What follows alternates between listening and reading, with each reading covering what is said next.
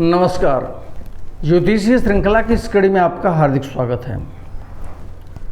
विभिन्न लग्नों की कुंडलियों के विश्लेषण से संबंधित कुछ महत्वपूर्ण ज्योतिषीय सूत्रों के अध्ययन के क्रम में आइए अब हम कन्या लग्न की कुंडली के विश्लेषण से संबंधित कुछ महत्वपूर्ण ज्योतिषीय सूत्रों का अध्ययन करते हैं। यदि कन्या लग्न हो और सूर्य का शुक्र अथवा चंद्रमा से संबंध हो तो सूर्य की दशा में जातक को धन की प्राप्ति होती है। क्या कहा जा रहा है? कन्या लग्न की कुंडली में यदि सूर्य का अर्थात द्वादशेश सूर्य का द्वितीय शुक्र धनेश शुक्र के साथ या एकादशेश आयेश चंद्रमा के साथ संबंध बनता हो, दो में से किसी भी एक के साथ संबंध बनता हो, तो वैसी स्थिति में सूर्य की दशा में जातक को धन की प्राप्ति होती है। यदि कन्या लग्न हो और सूर्य तथा शुक्र का संबंध हो तो शुक्र की दशा में जातक धनहीन हो जाता है। संभवतः धनेश शुक्र के अस्त हो जाने से या धनेश और व्ययस के संबंध हो जाने से ऐसा कहा जा रहा है। और यहाँ पे कॉन्ट्राडिक्टरी है। सूर्य का शुक्र के साथ संबंध होने से धन की प्राप्ति होती है सूर्य की दशा में, लेकिन जब यहाँ पे कहा जा रहा है कि सूर्य तथा शुक्र का संबंध हो तो शुक्र की दशा में जातक धनहीन हो जाता है। अब ये संबंध जो है सो हम ये इस तरह से समझ सकते हैं कि सूर्य के साथ शुक्र अस्त हो जा रहा हो, तो अस्त होने की स्थिति में इस प्रकार की बात कही जा सकती है। या हम समझ सकते हैं कि द्वादशेश का व्यय स्थान के स्वामी का संबंध धन भाव के स्वामी के साथ होने के कारण शुक्र की दशा में जातक धनहीन होता है। कन्या लग्न की कुंडली में यदि सूर्य और चंद्रमा का संबंध हो तो चंद्रमा की दशा मिश्र फल देने वाली होती है, अर्थात मिला जुला फल, कभी अच्छा तो कभी खराब, कुछ अच्छा तो कुछ खराब। कन्या लग्न की कुंडली में यदि सूर्य द्वादशेश सूर्य का आयेश चंद्रमा के साथ संबंध बनता है तो वैसी स्थिति में चंद्रमा की दशा जातक को मिश्र फल देने वाली होती है, अर्थात मिला जुला परिणाम देती है। कभी अच्छा फल होता है, कभी बुरा फल होता है, कभी कुछ अच्छा होता है, कभी कुछ खराब हो जाता है।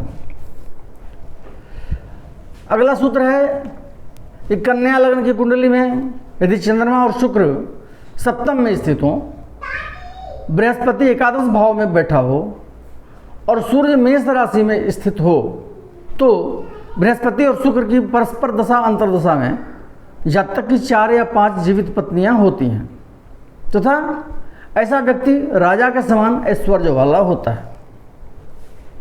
देखिए, कन्या लग्न की कुंडली हो और चंद्रमा और शुक्र सप्तम भाव में बैठे हों, चंद्रमा और शुक्र दोनों सप्तम भाव में बैठे हों, बृहस्पति अपने उच्च स्थान में एकादश भाव में बैठा हो और सूर्य मेष राशि में बैठा हो, अपनी उच्च राशि में बैठा हो, तो वैसी स्थिति में कहा जा रहा है कि बृहस्पति और शुक्र की जब परस्पर दशा अंतर्दशा आती है तो जातक को उस समय 4 या 5 जीवित पत्नियां होती हैं। अब ये 4 या 5 जीवित पत्नियां, ये उस समय इन सूत्रों को लिखा गया होगा जब ज़्यादा पत्नियां होना सुखी होने का और ऐश्वर्यशाली होने का प्रतीक माना जाता था, लेकिन आज के परिप्रेक्ष्य में हम इसको नहीं कर सकते हैं। अब बहुविवाह की प्रथा भी खत्म हो चुकी है हर जगह करीब करीब, तो ऐसी स्थिति में आज ये सूत्र लागू नहीं होगा। लेकिन ऐसी स्थिति में हम कह सकते हैं कि सप्तम में चंद्रमा और शुक्र के मीन राशि में होने से, सप्तम में चंद्रमा हो और शुक्र अपनी उच्च राशि में हो और बृहस्पति अपनी उच्च राशि से होकर के सप्तम नवम दृष्टि से पूर्ण दृष्टि से सप्तम भाव को देख रहा हो, तो ऐसी स्थिति में जातक को बहुत सौंदर्य युक्त और शुभ लक्षणा पत्नी की प्राप्ति होती है और वह उच्च कुल की भी होती है। उच्च कुल की क्यों होती है? क्योंकि सप्तमेश उच्च का है, सप्तमेश बृहस्पति उच्च का होकर के एकादश भाव में बैठा है और वहां से अपनी नवम दृष्टि सप्तम भाव पर डाल रहा है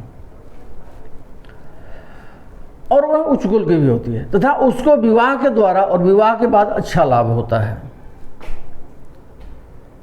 क्योंकि सप्तमेश जो है अपनी उच्च राशि में बैठा है यहाँ पे एकादश भाव में आय स्थान में, और आयस चंद्रमा सप्तम भाव में बैठा है शुक्र के साथ। तो ये चंद्रमा और बृहस्पति का परस्पर स्थान परिवर्तन का संबंध इस प्रकार की स्थिति, इस प्रकार के योग को उत्पन्न कर रहा है कि विवाह के बाद जातक को अच्छे लाभ की संभावना रहती है और अच्छा लाभ प्राप्त होता है। इस प्रकार से यह योग कुंडली में बहुत ही उत्तम योग बनाता है और इसके द्वारा जातक को बहुत सारे अच्छे परिणाम प्राप्त होते हैं।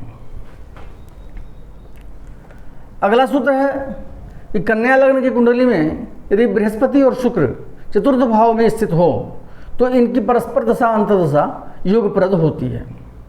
कन्या लग्न की कुंडली हो और बृहस्पति और शुक्र दोनों चतुर्थ भाव में धनु राशि में बैठे हों तो वैसी स्थिति में बृहस्पति और शुक्र की जब परस्पर दशा अंतर्दशा आती है तो जातक को योग प्रदान करने वाली होती है, अर्थात शुभ फल प्रदान करती है। अगला सूत्र है कि कन्या लग्न की कुंडली में यदि शनि लाभ स्थान में स्थित हो तो शनि की दशा योग प्रदान करने वाली होती है। कन्या लग्न की कुंडली में शनि यदि एकादश भाव में बैठा हो तो जब शनि की दशा आती है तो योग प्रदान करने वाली होती है, अर्थात जातक को लाभ प्राप्त होता है शनि की दशा में। अगले वीडियो में हम तुला लग्न की कुंडली के विश्लेषण से संबंधित कुछ महत्वपूर्ण ज्योतिषीय सूत्रों का अध्ययन करेंगे। नमस्कार।